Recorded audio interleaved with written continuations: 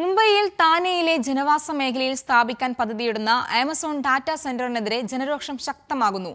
ഏകദേശം 53 ഏക്കർ സ്ഥലത്ത് വരുന്ന പദ്ധതിക്ക് വൻതോതിൽ വെള്ളവും വൈദ്യുതിയും ആവശ്യമായി വരുമെന്ന ആശങ്കയാണ് പ്രദേശവാസികൾ പങ്കുവെക്കുന്നത്. മറുവശത്ത് അടിസ്ഥാന സൗകര്യങ്ങൾ മെച്ചപ്പെടുത്താതെ അധിക നികുതി ചുമത്തുന്ന നടപടിക്കെതിരെയും പരക്കെ പ്രതിഷേധമുണ്ട്. മുംബൈയിൽ താനെയിലെ ബാൽക്കം മേഖലയിൽ നിർമ്മിക്കാൻ ഉദ്ദേശിക്കുന്ന ആമസോൺ ഡാറ്റാ സെന്ററിനെതിരെയാണ് നൂറുകണക്കിന് പ്രദേശവാസികൾ പ്രതിഷേധിച്ചത്. ജനാരോഗ്യം തുടങ്ങിയ വിഷയങ്ങളാണ് പ്രതിഷേധക്കാർ ഉയർത്തിയത്.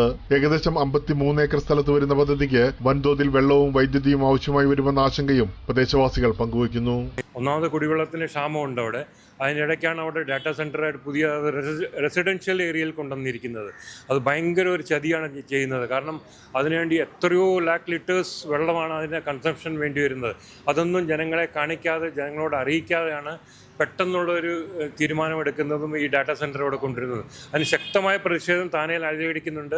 അതേസമയം താനെ മുനിസിപ്പൽ കോർപ്പറേഷൻ നിർദ്ദേശിച്ച സ്വത്ത് നികുതി വർധനയ്ക്കെതിരെയും റെസിഡൻസ് അസോസിയേഷനുകൾ പ്രതിഷേധവുമായി രംഗത്തെത്തി. 12% പ്രോപ്പർട്ടി ടാക്സിൽ വർധന, അത് റെസിഡൻഷ്യൽ ഏരിയയ്ക്കും 20% കമേഴ്ഷ്യൽ ഏരിയയ്ക്കുള്ളവർക്കാണ് വർദ്ധിപ്പിച്ചിരിക്കുന്നത്. അത് തീർച്ചയായിട്ടും പ്രവാസി മലയാളി നമ്മളെപ്പോലുള്ളവർ ജോലി ചെയ്ത് ജീവിക്കുന്നവർക്ക് വേണ്ടിയിട്ടുള്ളൊരു നമ്മൾ ഫ്ലാറ്റ് എടുത്ത് താമസിക്കുന്നുണ്ടെങ്കിൽ 12% കൂട്ടുക എന്ന് പറഞ്ഞു കഴിഞ്ഞാൽ വളരെ ബുദ്ധിമുട്ടാണ്. അപ്പോൾ അതിനകത്തുള്ള ഫെസിലിറ്റീസ് എന്തുകൊണ്ട് ഒന്നുമില്ല. നിലവിലുള്ള അടിസ്ഥാന സൗകര്യങ്ങളും പൗരസേവനങ്ങളും പല മേഖലകളിലും അപര്യാപ്തമാണെന്നിരിക്കെ സേവനങ്ങളിൽ കാര്യമായ പുരോഗതി ഉറപ്പാക്കാതെ അധിക നികുതി ചുമത്തുന്നത് അംഗീകരിക്കാനാകില്ലെന്നാണ് താനെ നിവാസികളുടെ നിലപാട്.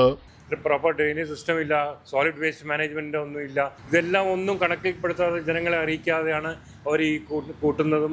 വൻകിട വികസന പദ്ധതികൾക്കൊപ്പം അടിസ്ഥാന സൗകര്യങ്ങളും പരിസ്ഥിതി സുരക്ഷയും ഉറപ്പാക്കണമെന്നും അധിക നികുതിക്ക് മുമ്പ് നിലവിലുള്ള പൗരസേവനങ്ങൾ മെച്ചപ്പെടുത്തണമെന്നുമാണ് താനെ നിവാസികളുടെ ആവശ്യം. വികസനം വേണം, പക്ഷേ അതിന്റെ വില ജനങ്ങൾ നൽകേണ്ടി വരരുതെന്നാണ് താനെയിൽ ഉയരുന്ന ശക്തമായ സന്ദേശം. പ്രേംലാൽ, കൈലി ന്യൂസ്, മുംബൈ.